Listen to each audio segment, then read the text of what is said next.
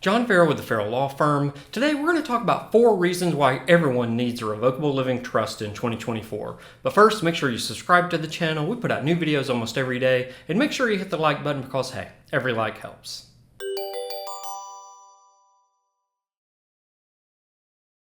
All right, today we're going to talk about 4 reasons why everyone needs a revocable living trust in 2024. That's right, 4 for 24. All right, so first is the big one, to avoid probate. Now, the idea is that if you pass away with things in your name, all of those assets are going to have to go through probate. Well, trusts will help you avoid that probate process, or rather help your family avoid the probate process by getting those assets out of your name. And that way, if they're not in your name, then they don't get frozen and they don't have to go through the probate process to be unfrozen. So the main reason why you would want a revocable living trust in 24 is because it will help your family avoid probate. Let's face it, I've never had anybody come into the office and say, boy, I can't wait for my family to go to the courthouse when I pass away. But that's what happens when you have a will. Your family will take your will down to the probate court and go through this thing called the probate process. Now, I've heard people say, well, the probate process isn't really that bad. And I guess you could say it's really not that bad. It's kind of like saying, having your tooth pulled isn't that bad if you compare it to a root canal. Yeah, it's not that bad once you compare it to that root canal, but overall, people would prefer not to just have to go through that tooth pulling process to begin with. You could avoid all that with a revocable living trust. At the end, you'll end up paying a lot of fees and perhaps even paying attorneys. I've heard people say, well, I think I'll be able to do it all myself. And I said, well, you might be able to. Going through probate's like pulling your own tooth. You might be able to do it, but you'd be much happier if you let a dentist do it. And probate's kind of the same way. You'd be much happier if you let an attorney help you with it at the end of the day. And I've also heard people say, well, my mom went through it once and she said it was super easy.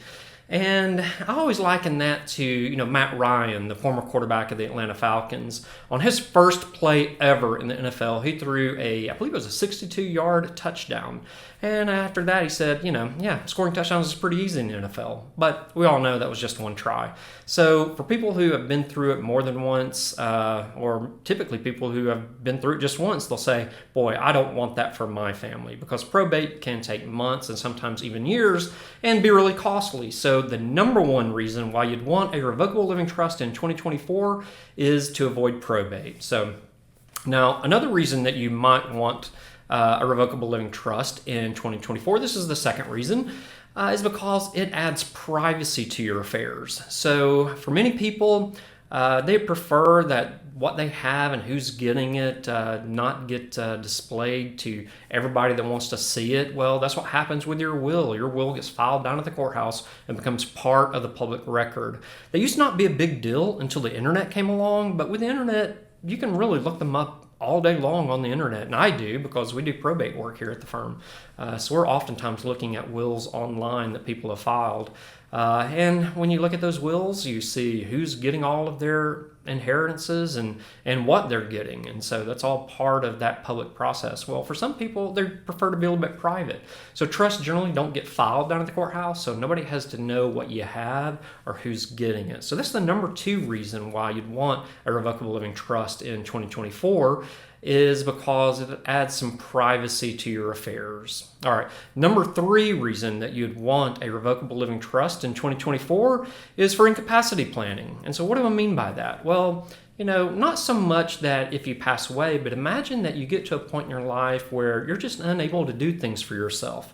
Well, your will is not going to help you with that. The will doesn't go into effect until after you've already passed away, and that's when it gets filed down at the courthouse. So before then, the will does not help you at all. Well, the trust typically will have incapacity provisions in it so that if you become incapacitated in some way, then a successor trustee, someone that you trust and nominated, can step in your shoes and handle your financial affairs without going to the court.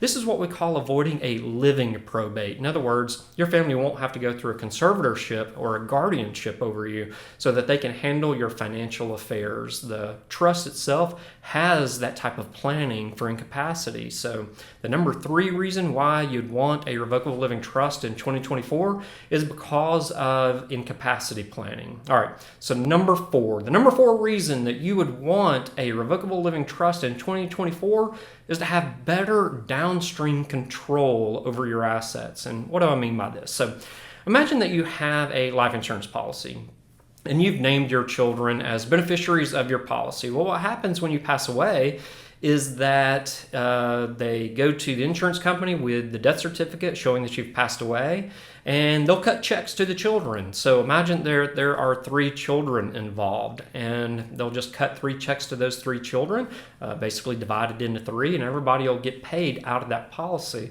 Not too big of a deal if they're adults, but imagine that your kids are 16, 18, and 20.